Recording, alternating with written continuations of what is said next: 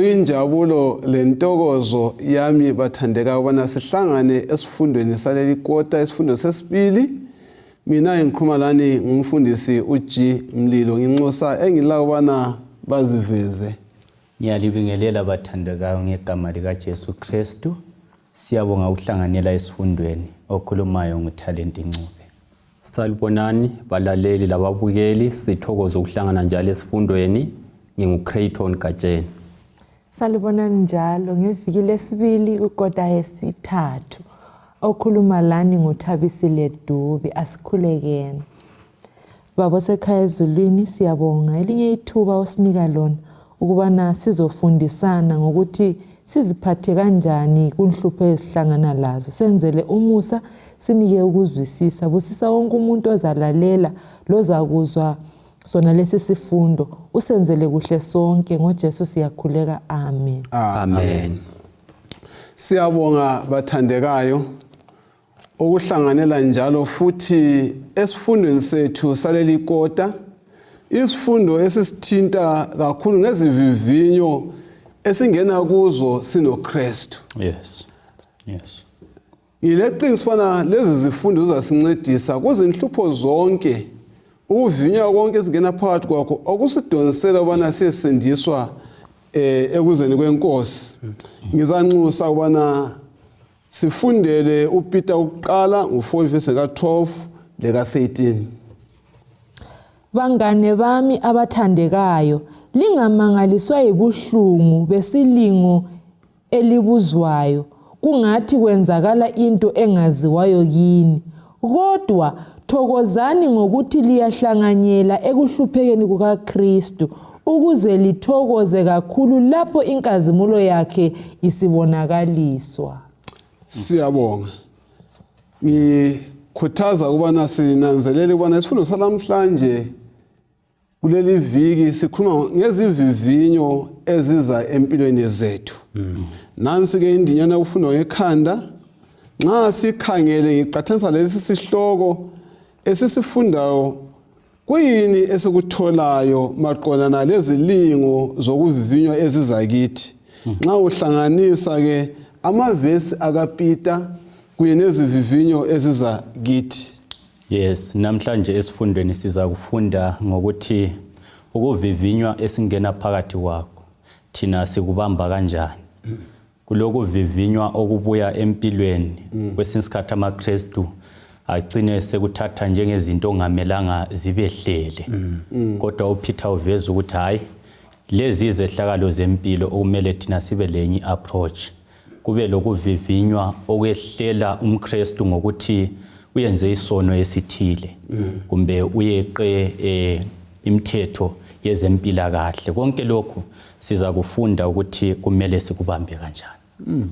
Okunye sizahlangana lakho esifundweni ukuthi izivivinyo lezi zisenza kumbe ngithi zisilungiselela ukuthi sifane loNkulunkulu. Ziyasipurifya, zisenza ukuthi sihlambuluke, sinanzelela ukona kwethu bese sikuchiya. Okunye futhi kuzasenza sinanzelela ukuthi izinhlupheko lezi zizasenza sisondele eduze lomlimo, sibe kwazi ukuthandaza, sibe kwazi ukuhlala sidinga umlimo izikhathi zonke. Okunye esikuthole esifundweni ukuthi izono esizenzayo zizabangela ukuthi sihlupheke. Okay. Kulezinye izinhlupho eziza kuzakithi ngenxa yezono esizenzayo. So ngokunye siza kuthola esifundweni laphana. Kulabeze science abathintayo ngezinto ezincibikisa izinto njengobugolide lokuthize esifuna nxa uqathanisa lempilo yokukholwa kuyini esikufundayo. Yes. So igolide indlela elichiswa ngayo lokhu ngiyakwazi. Lifakwa phakathi kwensimbi. Faka phakathi kwensimbi ubusuchisa ke insimbi yakho. Nxa kuyikuthi likhulu kungenzakala ukuthi nxa lilincane uyaliphosela lona emlilweni. But kasikhangele kuleli elifakwa phakathi kwensimbi. Akutshela ukuthi liyabe linjani lingakafakwa phakathi kwensimbi. Yes, nxa ulikhamile laphana sanda kubanjwa kuyabe kungani silver so ngoba kuyabe kungakachiswa imercury liyana. Alright. Yeah, so ungalikhama ulikhame kuhlangene le mercury yona liyani yabi ibambile. Punjuke then isigaqa lesiyana sasala singani silver so then wena kuyabe kungakafiki kuyelo. Nxa ukhangele ungakwazi vele uyaphonga ukuthi ngokulibhora nje. Alright. Kati ligolide lingakachiswa. Okay. Then lingafakwa phakathi kube sokuyithwa insimbi liyana. Yikho osokuphuma khona kube yellow. So ukuyitha lokhuyana kuyayenza ukuthi igolide eliphakathi liphume selipurified. So ngezinye indlela kalifike kube ni yellow lingachiswa. Njalo kumele lihithwe okokuthi liyaze libe yellow. Siyangaphi ekuthini empilweni isitsha lesiyana esikhona siyancedisa ukuthi igolide libe purified. So nxa uhlatshwa empilweni impumela yokuhlatshwa kwakho ngemva kokuthi usuhlatshiwe kumele ibe impumela eveza ukuthi uncedisekile yini kumbe usele ulimele. It's either way, but lapha esikufisayo ukuthi impumela ibe ukuthi ngemva kokuhlatshwa umuntu abe lesimilo esipheleleyo kuKristu esipurified. Siyabonga bathandekayo.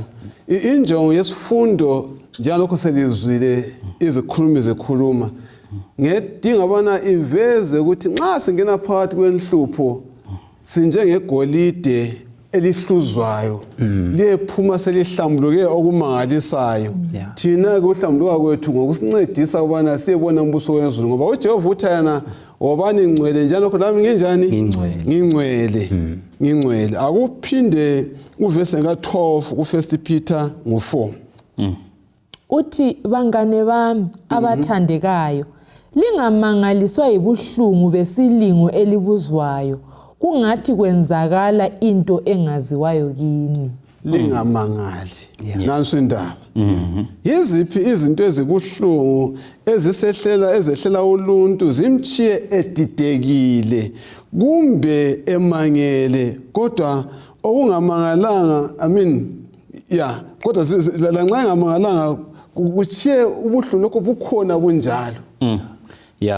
Kulezinto eziningi ezehlakala ezisehlelayo okungamelanga ukuthi zisimangalise nxa kuyikuthi siya appreciate ukuthi isono lokho sikhona emhlabeni. Izinto ezifana lokuthi ngeWednesday ngabanjwa ngamatsotsi. Banjwa ngamatsotsi bangigongoda ikhanda leli bangigwaza kancane emlenzeni lapha. So omunye nxa emfonela sokukusasa uthi yena kimi ndoda gawula trauma yini. Mina impendulo engayiphayo ngiyokuthi ngingavele ngithi ngile trauma izahlibe khona. But engikwaziyo ukuthi uThixo ungiphe ukuthula namhlanje. Kangila engathi lokho engikhweseni ukuthi why me.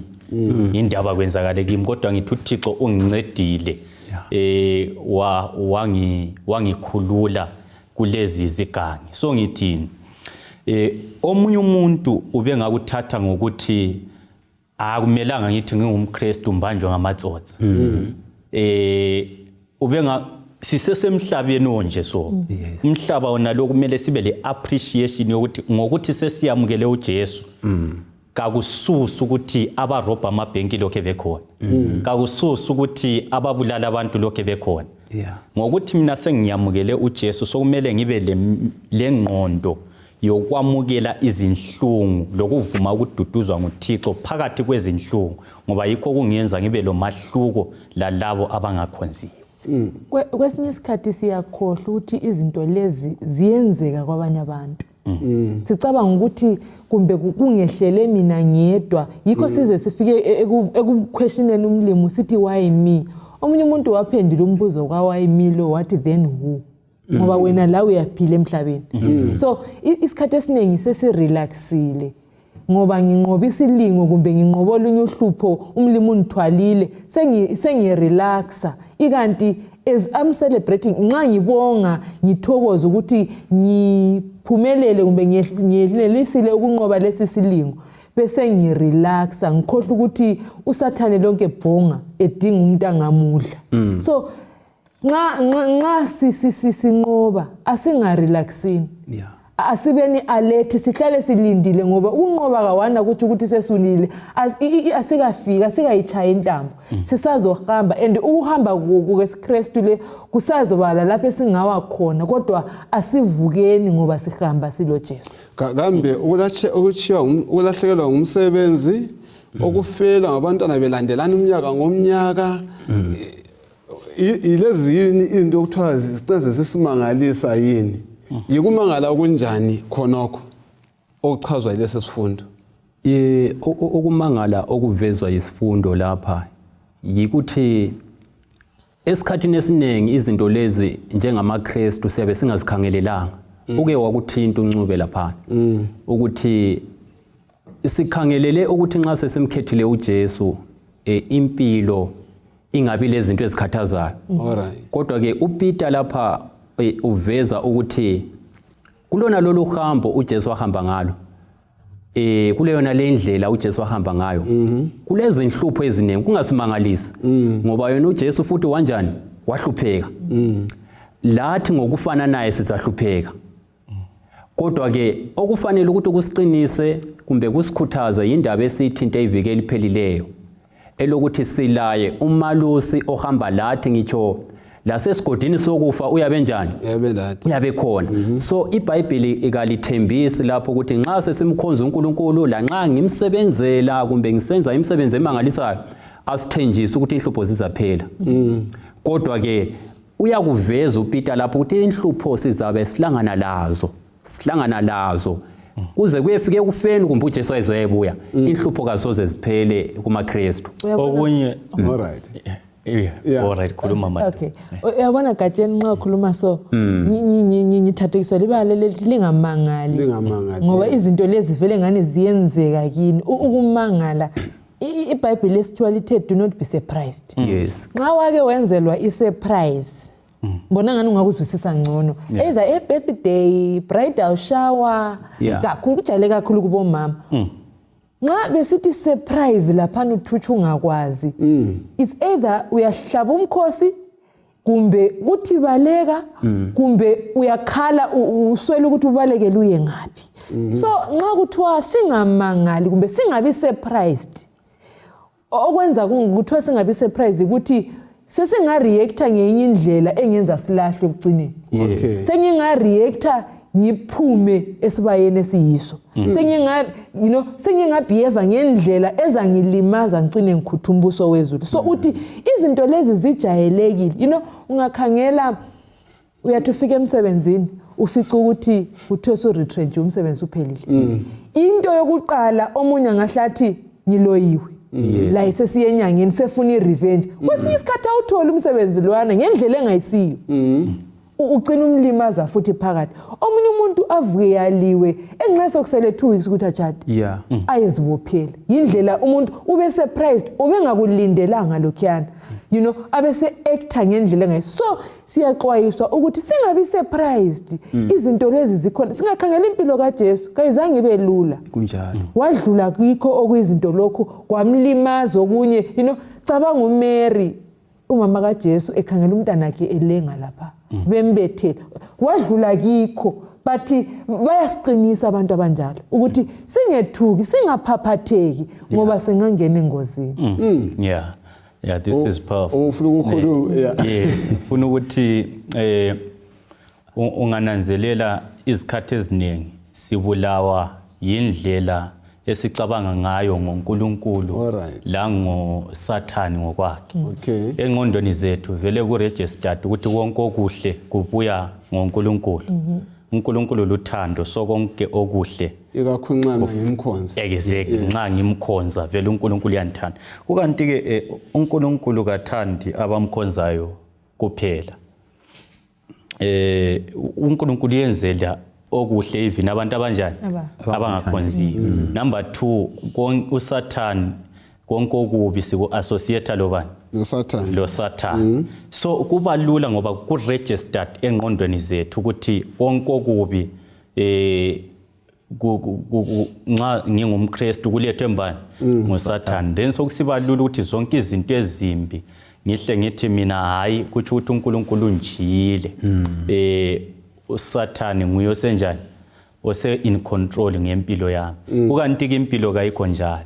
uThixo akufisayo ngezehlakalo zempilo esihlangana lazo ukuthi sithi 10 izehlakalo zona lezo zibe izehlakalo ezincedise ukulolongwa kwethu seselapha. Khumbula kuhlukuluzwa umzimba izikhathi eziningi. Ku-attack umzimba but umbuzo ukuthi nxa uhlatshwe kanjalo ukuthula ulakho yini enhlizweni. Sesithinte izinhlupho ezehlukeneyo, ukufela, ulahlela umsebenzi, ukwaliwa, okuletha ukukhathazeka lokumangala ezimpilweni zethu. Inhlupho lezi ziza ngokuningi njalo sesithilo. Njalo kulezi izathu kungenxa yani sisiba lokuvivinywa. Kungaziphi indlela esinganceda ngayo umuntu ophakathi kokuvivinywa ukuba angamangali ngalokho ngobuhlungu angena phakathi kwabo kumehleleyo. Suppose sikhangele ulomngane wakho. Usefele ngumama usesikolweni, wafela ngubaba engozini yemoto semday. Ngapha ama-fees ayafuneka. So kunenge sokungani kuyamhlukuluza. Uthembekile eChurch, ungamncedisa njani ukuthi hey ndoda into lezi asizamukele singakumangalisi. Okwakuqala babukeli labalaleli yikuthi umuntu nxa ephakathi kohlupho uyadinga ukuthi abekwazi ukuthi kanti vele isisusa sendaba le kuyini. Impilo iphakathi kaNkulunkulu loSathane. Vele uSathane ulwisana labantu emhlabeni ngenxa yokuthi bakhethe ubani uJesu. Kumbe uSathane kafuni ukuthi abantu bakhethe ubani bakhethe uJesu. So okwakuqala umuntu kumele akuzwisise ukuthi izinhlupho lezi ziza nje ngoba uhamba lobani uhamba loJesu. Into okufanele ukuthi imqinise imduduze into okufanele ukuthi siqinise isiduduze ukuthi si-attackwa nguSathane ngenxa yokubana sihamba lobani loJesu. Kodwa lanxa si-attackiwe kunjalo uJesu kasithiyanga. uJesu lathi yena lowana umalusi ebesifunda ngaye kumahubo 23 ngasithiya uhamba lathi lasesigodini esimnyama isigodi sokufa uyabe lokho enjani uyabe lekho khona. So into eqhakathekile kakhulu yikuthi sime siqine sibambelele edwaneni elunguJesu lanxa inhlupho zibuya imihla ngemihla. Ngithandalele lokuthi uJesu kanjani kasithiyanga. Ngibona wacomba ipicture le wahle wayenza yabanhle ukuthi ngiphakathi kokuvutha, ngiphakathi kokutsha, ngiphakathi komlilo kodwa la uphakathi kanjani uphakathi kwawo kunye nami njengabafana abathathu abangena esithandweni somlilo la waba khona waba ngwesini. Yes. Omunye umuntu nxa ehlabela uthi nxa sihanqwa zimpopho kuyisiphephelo sethu sizayihuba ingoma phakathi kwezinhlupho ngokuyisiphephelo sethu. Mhlawumbe okunye okungasiphathisa zibalaleli ukuthi isikhathi esiningi thina siya concentrate kuzinhlupho. Sikhangela izinhlupho kakhulu sikhohle ukuthi uke wasithwala. Umfowethu uthanda ukuthi we have nothing to fear. Ngaphandle singakhohlwa ukuthi emuva ngale usenzeleni. Yikho kuza senza sethuke kumbe simangale kumbe siphaphatheke ngalokho kuphakathi. Yilo mngane wami othanda ukuthi do not tell God how big your problems are, but tell your problems how big your God is. Ngoba uNkulunkulu uyakwanisa ukuthi akulungisele konke ohlangana lakho. Omunye bese sithi asikhangeleni kuJesu. Even isiphakathi kwezinhlupho ezinjalo asikhangeleni uJesu umqalisi lo mphelelisi wokukholwa. Siyabonga. Ora ungikhumbuza indaba kaGoliath lo David lama-Israelite. Uthiwa ama-Israelite nxa ebona uGoliath babe sithi uGoliath mkhulu uzasinqoba. Kodwa uDavid nxa wayebona uGoliath wayesithi uGoliath mkhulu ngamkhutha kanjani. So indaba isengqondweni. Umlilo nxa usuwubonile ubona njengomlilo oza kupurifya yini kumbe ubona njengomlilo okumele uhlukutshise kodwa wena ungakafika egehena. Akungifundele u1 Peter 5 verse 8. Ivesi ngu-8. Zithibeni niqaphele isitha senu uSathane siyazulazula njengesilwane esibhongayo esidinga esingamudla. Okay, ngizafunda futhi ngale iversion. Le iversion ithana qondani lilinde ngoba isitha senu uSathane siyabhoda njengengwenyama njengesilwane esibhongayo edinga njani engamginya. Ilenye iversion leyo. Sesikhulumile ngezinhlupho zanhlobonhlobo ezehlukeneyo. Sakhuluma ukuthi izilingo ziza ngendlela ezahlukeneyo. Uma sifunda u1 Peter 5 verse 8 sifunda ngesilingo esiza ngayiphi indlela. Kuthi ukuthi izinto lezi siyabona ukuthi ziyeza empilweni zethu ziza ngendlela enjani ezehlukeneyo. Kodwa uPeter uveza ukuthi isilingo lezi ezinye ziza ngayiphi indlela nxa silalele livesi.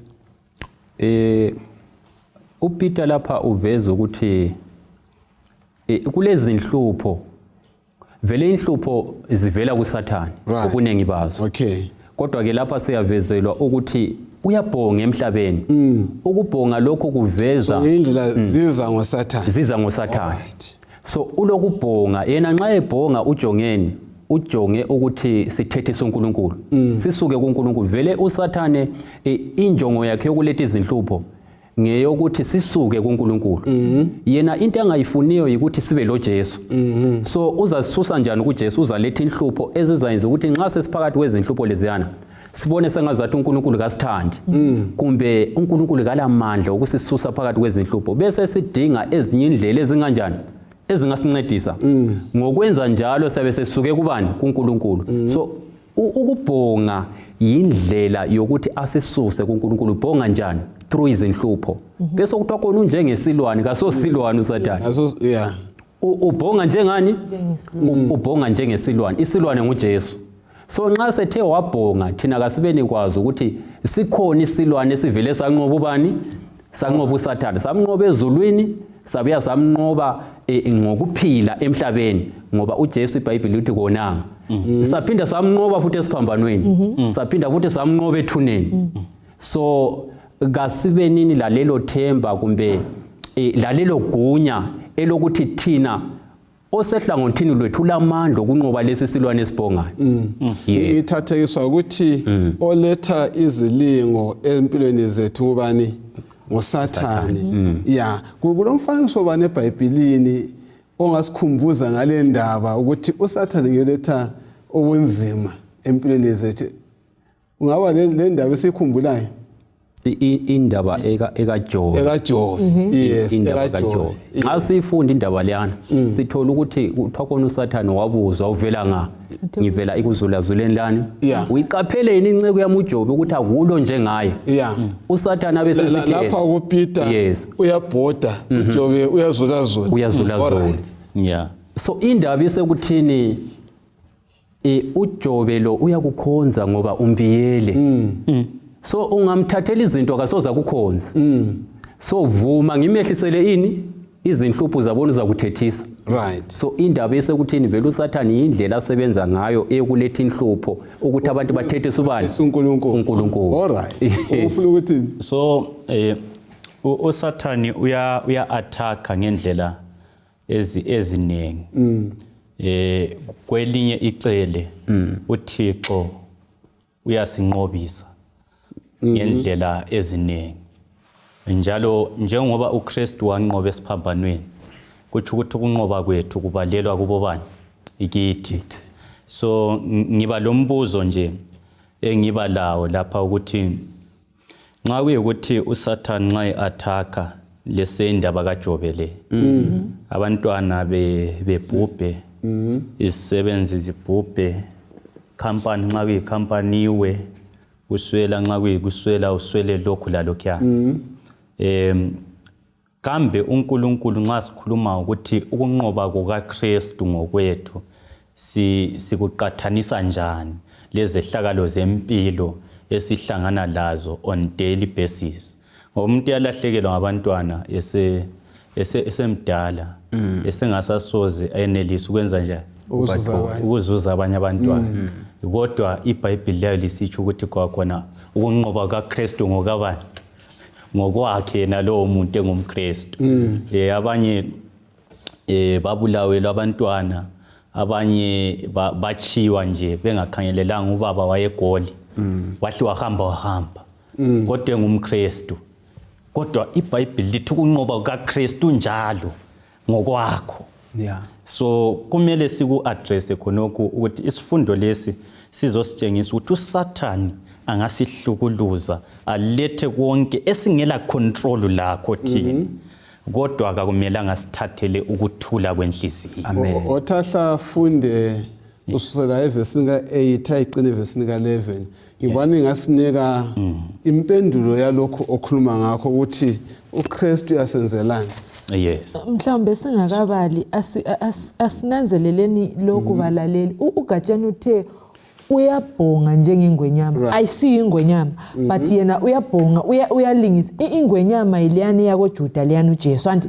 So nxa ebhonga okunye okungasiphambanisa ukuthi siyalahlekelwa yikukhetha ukuthi le imitation yengwenyama. I-voice singalahlekelwa ukuthi le ingekamlimu le ngekaSathane. Sizangena ezinhlupheni singananzelelanga futhi. Yikho sizagcina sisethuka. Omunye nxa ufanisa lenkomo ezisesibayeni. Ubhonge ekhatshana futhi uSathane kabhonge eseduze. Ingwenyama ibhonge iseceleni kwesibaya. Ibhonge ekhatshana. Ithayimele ilindele ukuthi ezaphuma isibaya ezayeqa imigoqo laphana yebanjwayo. So lakithi asibeni kwazi ukuthi zona izinhlupho ezibuya loSathane ubhonge ekhatshana uzama ukuthi asizwe ukuthi kanti siyakholwa yini kulo sibizileyo. Thina singethuka siphaphatheke simangale siphume sesidliwa ekugcineni bese silahla. Kodwa malibonke igama lenkosi ngoba ngazabhonge njani umlimi uthi thina singathembeka sihlale siphakathi uthi uzasirestore uzabuyisela ukuthula ezimpilweni zethu uzasigcwalisa. Kasibaleni UPhetro uqala ngo5 ivesi ngo8 sisiyafika ku11. Zithibeni niqaphele isitha senu uSathane siyazulazula njengesilwane esibhongayo sidinga esingamudla.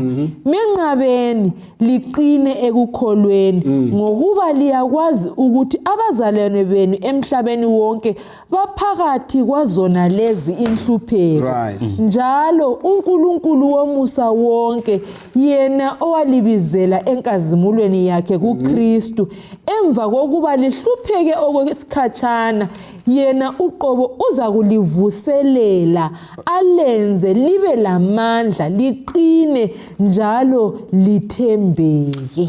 UPeter lo obhala uFirst Peter lo ku-Acts chapter ngo12 nguye uPeter uSathane wathi embhongela kuthiwa wafakwa entolongweni. Uthe sesentolongweni kuthiwa uPeter wabetshela ukuthi zwana ndoda siyakubulala nini kusasa. Kodwa kuthiwa namhlanje yena ezabulawa kusasa. Kuthiwa wathi sentolongweni wayelele.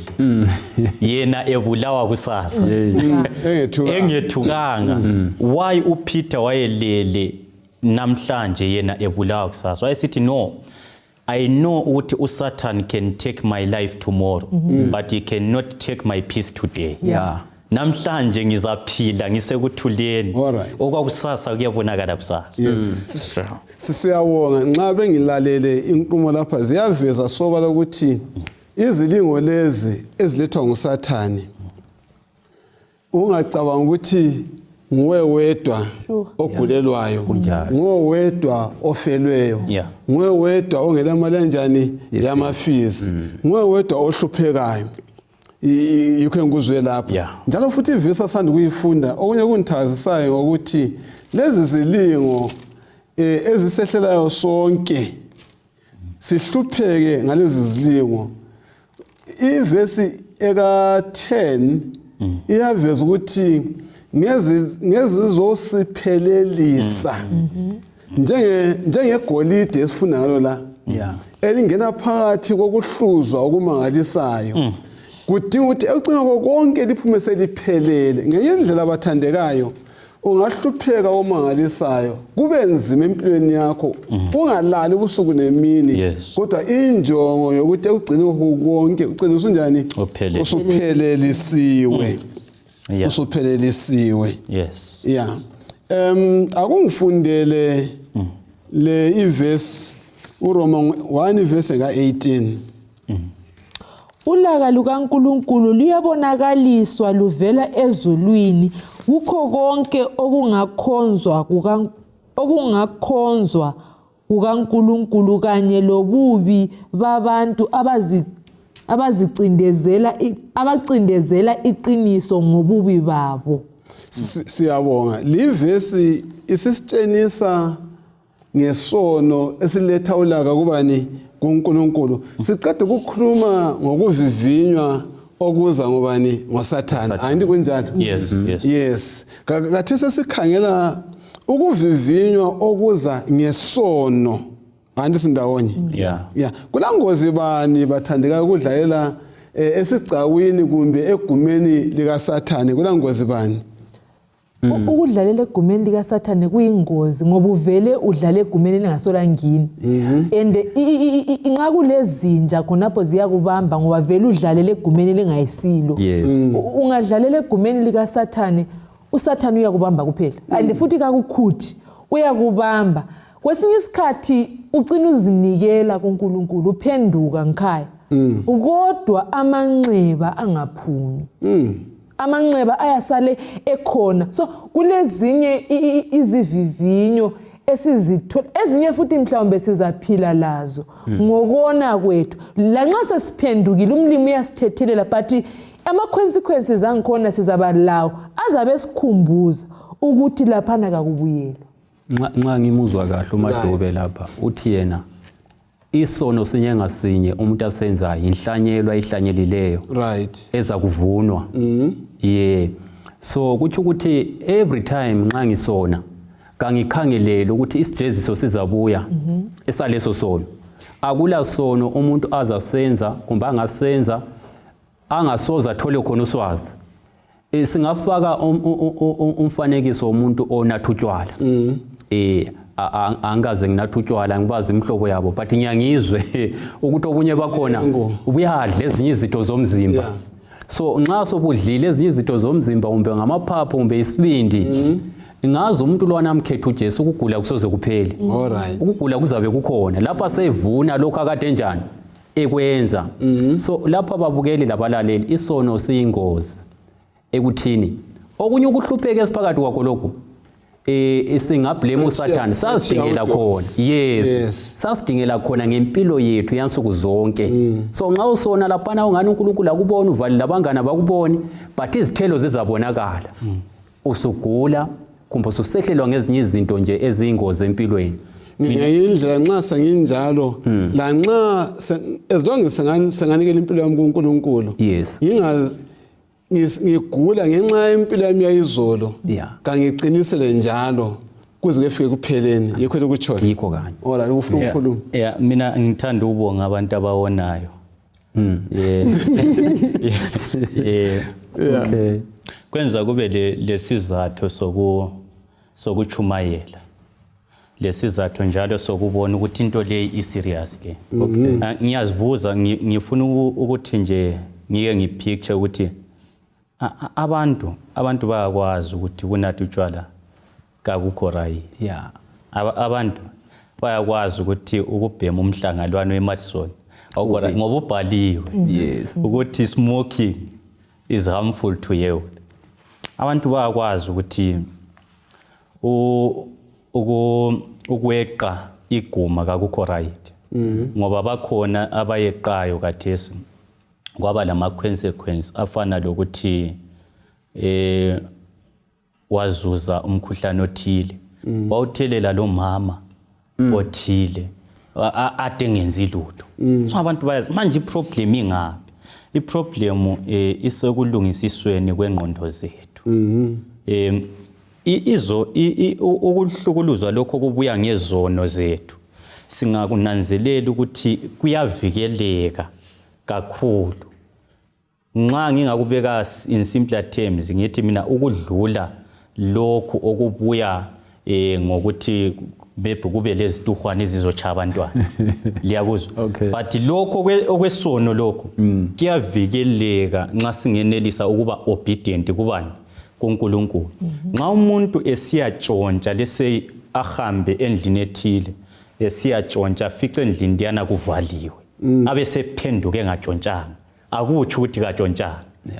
Liyana besokuyimpumela yalokho kubunjwe engqondweni yakhe. So ingqondo yethu ingashifta ekuqaqelweni impande yesono kuzasiza ukuthi uKristu azakhele ngoba konke esikwenza ngokulandela yena abe sesisusa ekungawonini sibe sesenelisa automatically ukuveza intando yakhe ngoba yena ezakhele emakhanda ethu. Ngamafitshane iverse lethu liyathinta futhi kuphezulu kwalokho selekuchilo ngolaka lukaNkulunkulu. Yes. Olubonaka kutshoni ulaka lukaNkulunkulu lutshoni lolo? uNkulunkulu ungcwele akahlali endaweni engcolileyo. Lapho kulesono khona uNkulunkulu ngeke ahlale. So nxa ungehla le verse esibaleyo ukona kwethu singaphikelela siwona umusa kunde inkazimulo kaMlimu iyasuka iyathi step back and sisale si exposed ukwenza ungehla neverse lana ifike ekuthini abantu laba basebesenza lezone ezintsha sesebezidala futhi bona ngani ngoba uMlimu ngeke ahlale lapho kungcole khona. So udinga ukuthi singananzelela ukungcola he comes back athi abantwana bami bavumile bavuma ngiyabathethela but singaphikelela sibe siphikelele sonweni yi steps back and uMlimu angathi step back ula kusala usisala ku empty void then the devil takes over. Ulaka lukaThixo is a result of uthando lwakhe. Kalufani lolaka lwethu thina abantu. Kwesinye isikhathi umuntu esithi wena awukwazi ukuthi uNkulunkulu uyazonda wena. Awukwazi ukuthi uNkulunkulu uyazonda. Khonapho uyabe ngathi ukuzonda kaNkulunkulu. Yabe sithi ukuzonda kwakhe. Yabe senamathisela ukuzonda kwakhe kuNkulunkulu. That's the challenge we are facing. Ulaka lukaNkulunkulu kayisilo lokuthi uyavuma kube lama consequences ungenzanga lutho. Nxa ungenza kuhle impumela yakho na yaba ngokuhle. That's how fair God is.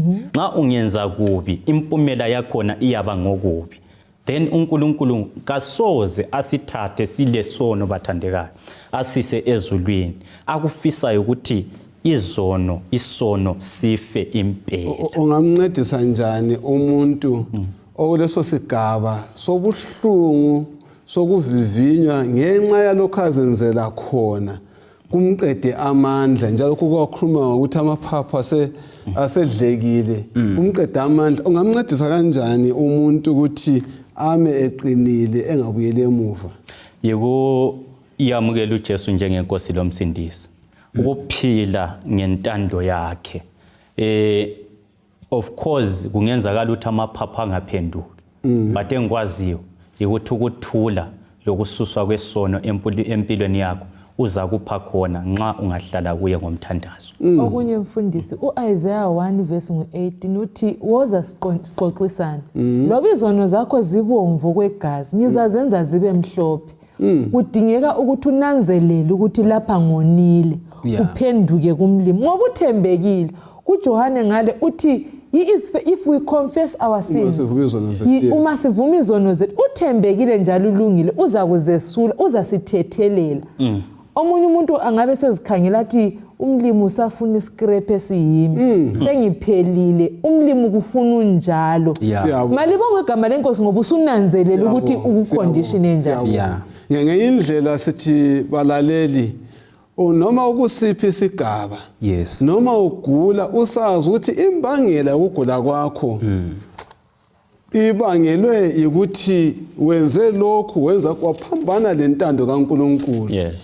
uthando kaNkulunkulu lokho elumile unjalo uyakuthanda enjalo yebo angeke abuyisele unyawo lwaqhamuka ngenxa yalokho okwenza yebo angeke ubuyisele amaphapha asedlekile ngenxa kanjani okungenisa emzimbeni wakho kodwa ke ungabekezela kukhona okuhle kuzeni kwenkosi athi akwenzele khona akungifundele uJeremiya 9 verse ka7 ngakho uJehova usomandla uthi khangelani ngizabacolisa ngibahlole ngoba kuyini okunye engingakwenza ngenxa yesono sabantu bami siyananzelela abathandekayo ukuthi nxa sikhangele sikhulume ngokuvivinywa ngokusobala nje salanda ukuthi lokho kuvivinywa kunye kuza ngobani ngoSathani ajonge impilo yakho ahlasele impilo yakho kade sisuka ukhanya bona ukuvivinywa kuza kanjani ngesono andithi ndawonye ukuvivinywa khonokhu okuzayo ezimpilweni zethu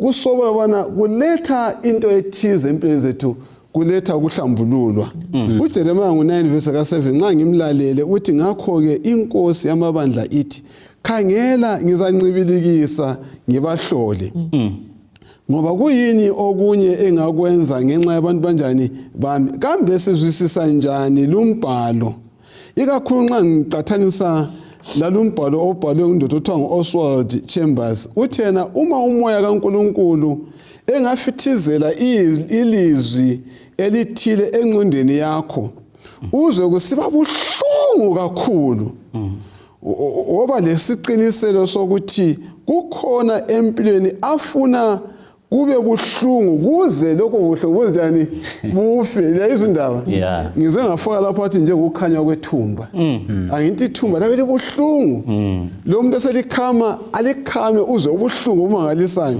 ukwenza ukuthi kuphume lobo buhlungu amavesi la ivesi leli lombhalo lo nxa sikuqathanisa sikuzwisisa usithini kunkambo yokuhlanganela ekuvivinyweni lasebuhlungwini okukhona lapha yikuthi uNkulunkulu lethe isifundo esiqhakathekileyo nxa singamhlamukela singona kulezinye izinto uNkulunkulu azazivumela ukuthi zisehlele kwenzela ukuthi ingqondo iphenduke ibe kwazi ukuthi kuloNkulunkulu omela khonzwe ngaphi ezulwini sithatha umzekeliso wabantwana bakwe-Israyeli bathunjwa baye eBhabhiloni oJeremiya sebekhulume bakhuluma labanye abaprofeti hayi lingayenzi lokhu lalokhu uNkulunkulu wasesithi abantu laba bangazwisisa ngcono ngingavuma ukuthi bayethunjwa nxa sebekhona ngale ingqondo zabo ziza njani sizavuleka so nxa sesikusondeza kithi eduze la nxa uNkulunkulu angabona ukuthi uCrayton ngamnika iHonda Fit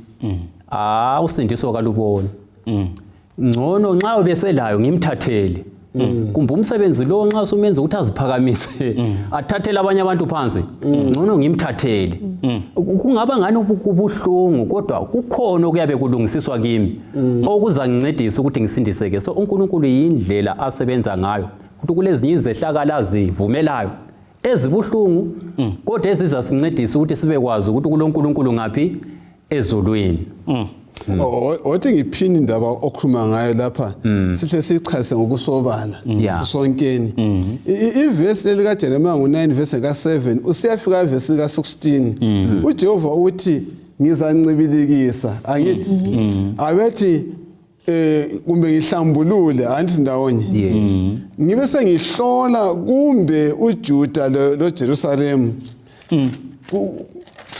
kulazi zathobani ezimbili nxa sikhala indaba le kulazi zathobani ezimbili eziphiwayo lapha ngalokho njalo kuza kwenzeka ngayiphi indlela ubana lindawo sizwisise ekhulunywa ngayo lapha yiphi indlela yangikhona ephindwayo la Jeremiya 9 verse 15 16 uvesi ngu13 uthi yena uJehova wathi kungenxa yokuthi sebelahle umthetho wami ebengibalaye wona kabangilandelanga lo mthetho wami kabawulandelanga esikhundleni salokho bona balandele ubukhuni benhliziyo zabo balandela obhali kwabaliswa konke lokhano abakulandele so umlimi uyabefuna ukuthi abangene ku-oven abafake ku-oven Yeah. abakhiphe sebebhekekile sebevuthiwe kungasakhanyi ukuthi iflower yile ichukela yile kodwa sebehlangene sebelo ngqondo omunye kungikhumbuza indodana yolahleko isiyenze konke yachitha yalahla intando kuthiwa yachitha buchapha kwaze kwafika ukuthi zifisa ukuthi ngayadli izinto ezidliwa zingulube ingqondo zabe seziphenduka that was a purification process Yes. Alright. ukuphenduka kwakutshengisa ukuthi inhlupho asehlangane lazo sekholise waqeda so sezimbisela kuleli hlupho ezizakithi zizedimana zisigezise zisihlambulule amaqhwala esono Yeah, kwesinye isikhathi ukuswela ongazenzelanga khona angibali ukuswela kokuthi uhlalela ingqondo kanti ukuswela kokuthi uyasebenza ngapha la ngapha kodwa uThixo uvumile kwavaleka esenzela ukuthi ube kwazi ukuthi impumelelo kayibuyi ngokuzama kwakho kodwa iza ngoThixo lokho kuyakusiza kuyakupurifya izikhathi eziningi mhlawumbe wena ungazuza izinto uyazigqaja okumangalisayo mhlawumbe exactly mhlawumbe ungazuza abantu abangu-100,000 bangalimala ngenotho yabulayo ngoba uzathenga ama-drugs influence abantu ngendlela engayisiyo so kulezi uThixo uyazi isigaba esikuso and thina kumele sisise ukuthi nxa ngisesela engingakwenza kakhulu inotho engingayenza yeku-investa kakhulu ekuguqulweni ngenziwe ingqondo zami zibe zintsha kuKristu kwenze ukuthi nxa ngibamba lezi zinto ngenelisa ukuba yisibusiso so ezinye inhlupho material ziyasincedisa sibili and physically ziyasincedisa ngabonthi lihlo lakho kalamngcele liyakungesa esonweni ahla ukuthi akuze umhlambulule isiphofu ohlube isiphofu ngabusabona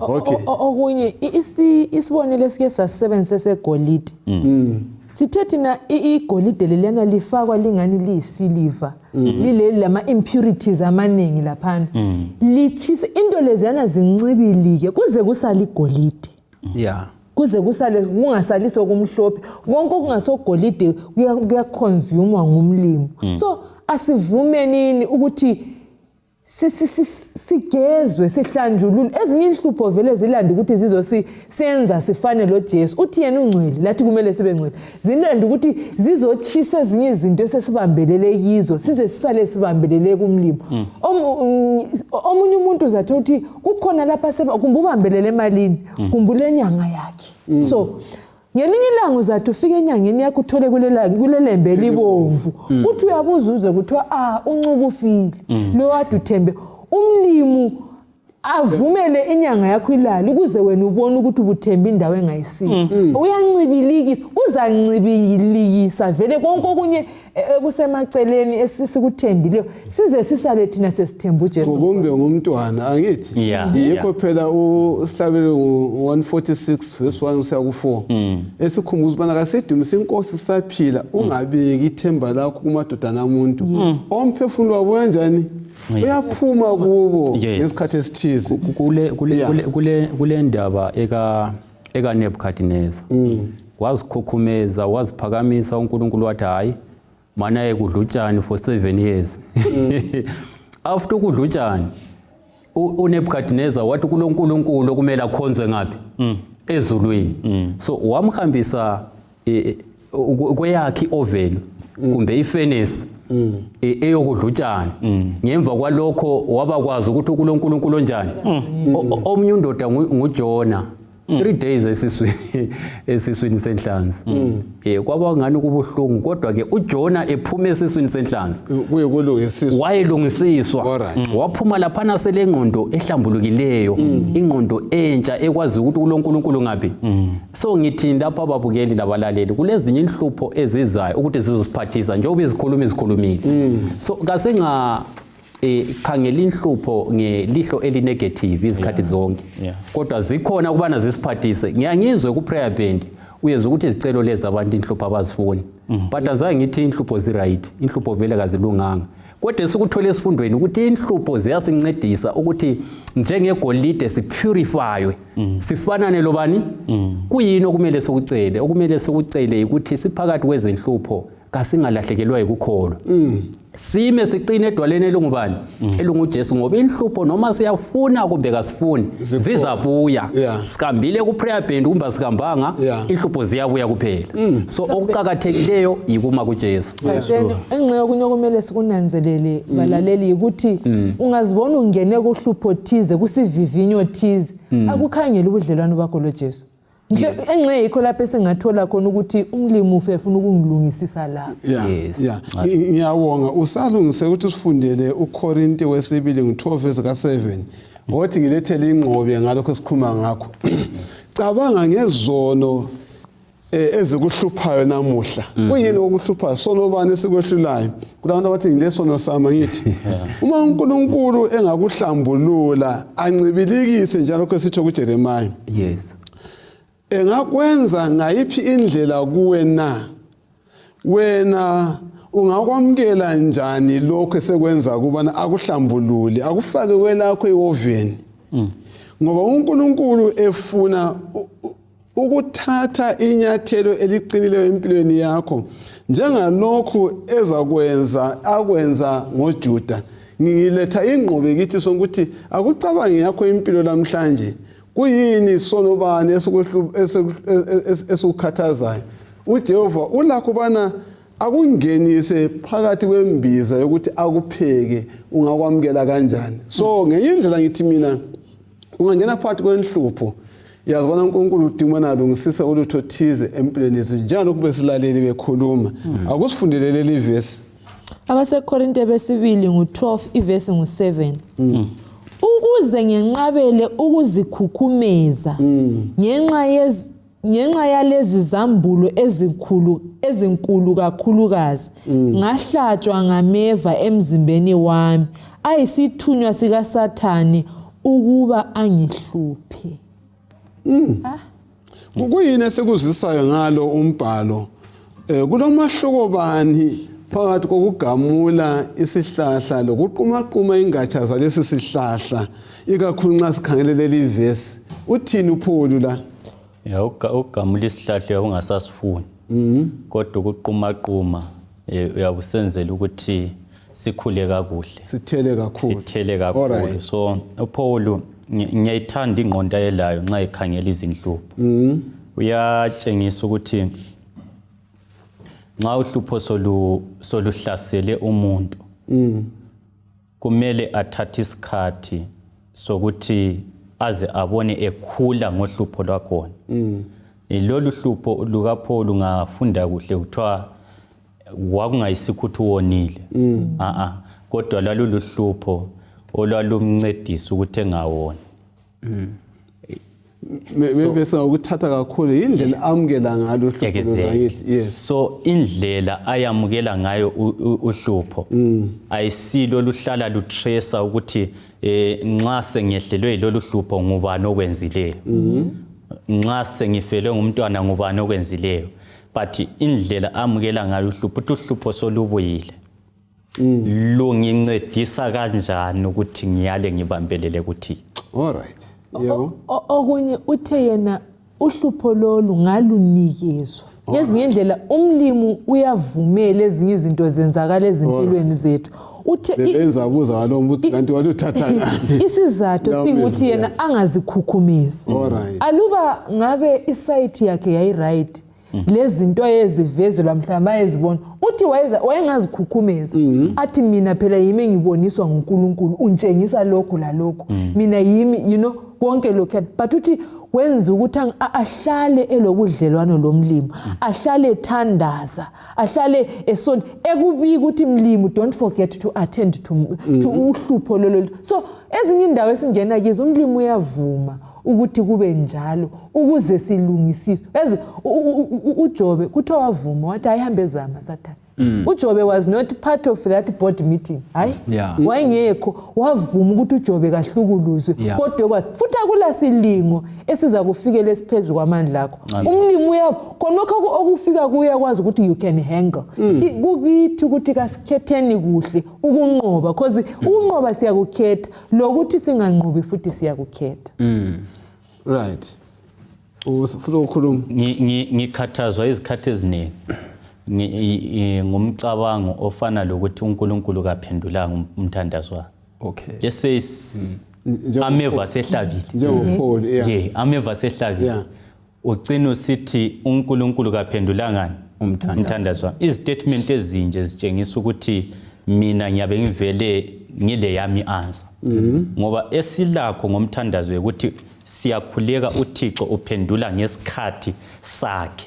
Afisa ukuthi kwakhona sisikhululwe ngaso ayikhona ngendlela engiyaziyo so nxa ngikhuleka umthandazo uya-answer khonapho but mina nxa ngivele ngilokwami ukuthi umlimi kumele ahlakhiphe le problem ngizathi umthandazo kawu-answanga but uThixo uhle wa-answer ngokuthi ameva ahlale lokho ekhona akufundise ukuthi awuhambi kakhulu usenza lokho obungakwenza. Sikhangela indiyena ukufundwa ngekhanda ukuthi ungamangali. Sesikhangele inhlupho ngokuvivinywa ukuza ngoSathane uvinya ukuza ngesono okuhlanjulwa konke lokhwana ke. Sesifundani ngokuvuthwa kukaPaul ukuthi uyavivinywa kodwa indlela amkela ngayo lesi sivivinyo ngibona niso kumele ukuthi umuntu wonke uyamkela ngaleyo ndlela ngoba lapha siviza ukuthi kamangalanga kodwa wakwamkela. Yeah. Okay. Umpostoli uPaul wakuzwisisa ukuthi kulezinye inhlupho uNkulunkulu azivumelayo ukuze zisincedise ukuthi sikhule ngapi ekukholweni. Phela indaba yezinhlupho lapha esikuthole esifundweni yikuthi uNkulunkulu uyazivumela ukuze zisikhulise ngapi ekukholweni. Yikho lapho kule ndaba nxa simkhangele nje umpostoli uPaul sinanzelela ukuthi ilevel yokholwa ekuyo yayiphakeme. Wahlangana lezi inhlupho eziningi kwenye indawo yabalisa kodwa akula lolu lodwa uhlupho olwamsusa kubani kuKristu. Wayenanzelela ukuthi izinhlupho lezi number 1 zilethwa nguSathane. Number 2 lezi uNkulunkulu azivumelayo uzivumela zila elani elesizathu. So lokho kwamenza waqina kuJesu. Othi sithi so ngelizwe lilodwa just one word. Okokuqala ngokuthi ngithi mina enxeyo lomthandazo ukuthi ufuna ukufuza uJesu Kristu umhlobo othandekayo. Zimisele la ukubana uthwale inkezo ayiphuzayo. Ngelakho izwe lilodwa uthini khona ngapha? Asamukele nini okunye esihlangana lakho. Uthe eseyamukele kwathiwa my grace is sufficient for you. Umusa kaMlimu usanele laphakathi kwezinhlupho esilazo uJehova ulathi kasihambeni ngesibindi siye phambili. Mina engakutsho balaleli lababukeli izinhlupho zikhona kodwa la nxa zikhona kasibeni kwazi ukuthi silaye umalusi othembekileyo nguJesu kasoza sithiye kasibekeni nithemba kuye sikhuleke kuye isikhathi zonke sibala iBhayibheli yiyo kuphela indlela esinganqoba ngayo isitha esinguSathane. Yes, esikudingayo balaleli sesekulo umhlaba ukuthi sono sisuswe kithi. Kasiphileni ngomthandazo uThixo oza kuba lathi ngitsho la nxa siphakathi kwezinhlupho. Kasibe nilomthandazo. Baba wethu osezulwini siyabonga ithuba elihle osiphe lona ukuthi sifundele izilakho. Singababazi izinhlupho kodwa sibonga ukuthi kukho konke okusehlelayo wena uyasinqobisa. Ngikhulekela abadlula phakathi kokuhlukumezeka ezimpilweni zabo. Baphe ukuthula okumangalisayo ngegama likaJesu. Umthandazo wethu ukuthi sonke esilapha kanye labalaleleyo isono sisuswe kithi umusa lothando kwande kithi ngegama likaJesu siyakhuleka. Amen.